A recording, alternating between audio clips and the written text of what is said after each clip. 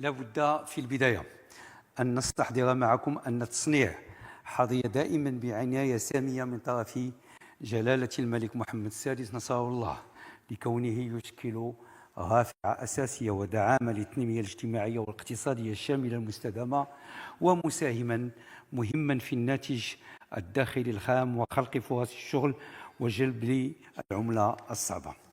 ونحن نخلد الذكرى 25 لتربع صاحب جلالة الملك محمد السادس نصره الله على عرش أسلافه المنعمين. لا بد من الإشادة عاليا بالتقدم الهام الذي حققه القطاع الصناعي في السنوات الأخيرة، الذي ارتكز على اعتماد الصناعة المغربية لمبدأ الانفتاح الاقتصادي واستنادها على استراتيجيات طموحة وواضحة نابعة من رؤية مجالية شاملة. وهنا نستحضر أن جلالة الملك نصره الله